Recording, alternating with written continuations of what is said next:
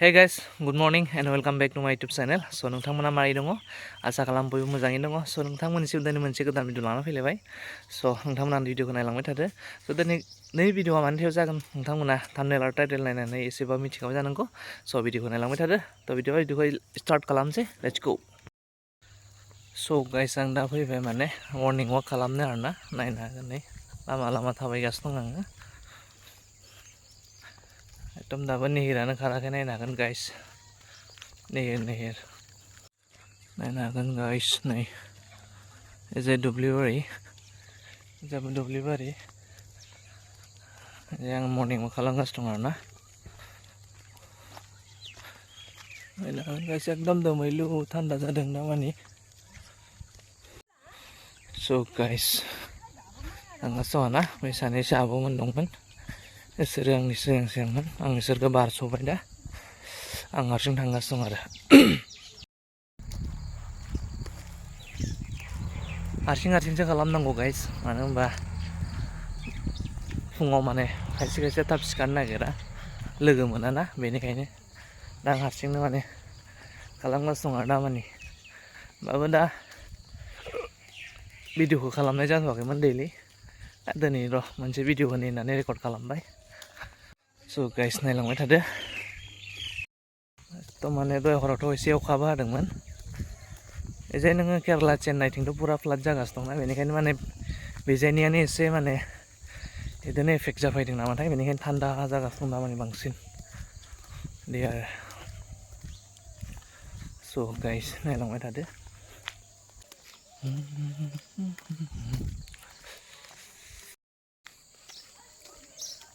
So guys माने मोनसे जायगायाव बेरायहैनायनि प्लान बानायगासिनो दंमोन आरोना दा माने प्लाना दाबो साक्सेस जाथ'वाखै मानो होनबा खोथा मिलायथ'वाखै आरोना अहाय थांगोनो अहाय मानो बेबायदि आरो लोगोफोरजोंबो दाबो मोजांनो कन्टेक्ट खालामनाय जायाखै माने एसे एकदम माने विन्टारनि बेरायहैनो नागिरदोंमोन आरो एसे सप्तासेसो दा मा जायो बुंनो हाथ'वा दासो रायज्लायगासिनो दङ आरो सोरनाबा एग्जाम खाथि जाहांबायना एग्जाम जाबाय दा बिसोरो एग्जाम खाथियाव थांना थाङा बुंनो हाया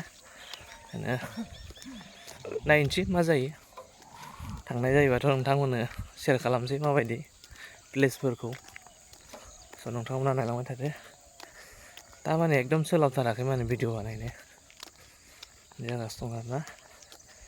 स' आङो गेजेर खन्दआव माने मोननैसो भिडिअखौ आसामिसाव बानायना होबायमोन आरोना लोगोफोरा रिकुवेस्ट खालामनायखाय आसामिसाव बानायब्रा होनबाय थानायखाय माने बानायदोंमोन आरो होमबाबो दा आं सानफिनबाय आरो आसामिसाव बानायनानै मा जानो दा जोङो निजे गावनि बर' लेंगुवेजाव बानायबा माने जोंहा मोनसे प्राउड फिल जागोन ना बेनिखायनो आरो ओंखायनो सानबाय आं जानाय नङालै लोगोफोरनि खोथाखौ मानिनानै हयथ' सापर्ट होदा हो बेखौ मेटार गैया जायखिजाया आं बानायलांगोन.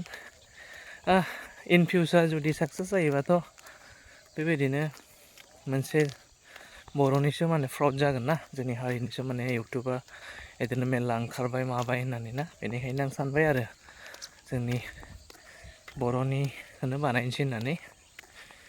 स' नोंथांमोना गेजेर खन्दआव गाज्रि मोनदोंबो जानो हागौ सोरबा स' सरि आरो आंनाथ' last time 1K subscriber complete जाबायमोन नाथाय बे उइसेसखौ आं दाबो खालामनो हायाखै लोगोफोराथ' पार्टि बिगासिनो दं आरोना ओमफ्राय आरो 1K साबसक्राइबार जानायनि भिडिअआबो आंना आसामिसनि जाहैबाय सोरबा हयथ' नायाखैबो जानो हागौ रागा जोंनानै बेबायदि आरो.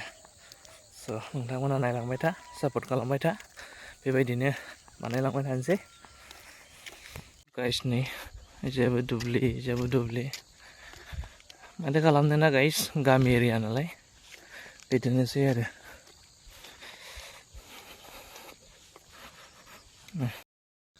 स' गाइस दिनै भिडिअआ एसांनोमोन आरोना मानो होनबा जास्ट एसेल' आरो बारा गोलाव खालामा होननानै खालामबाय. स' नोंथांमोना भिडिअखौ नायनानै मोजां मोनोब्ला अननानै भिडिअखौ लाइक खालामदो शेयार खालामदो आरो कमेन्ट खालामनो दाबाव आरो नोंथांमोना जुदि आंनि चेनेलाव गोदानब्ला अननानै चेनेलखौ साबस्क्राइब खालामनानै होदो लोगोसे बेल आइकनखौबो अन खालामना लादो जाहाथे जेब्ला नों भिडिअ लाबोगोन अब्लानो बे भिडिअनि फार्स्ट नटिफिकेसनखौ जेन नोंथांमोना मोननो हायो। स' नेक्स्ट भिडिअ थाबैनो लोगो मोनगोन। बाय बाय।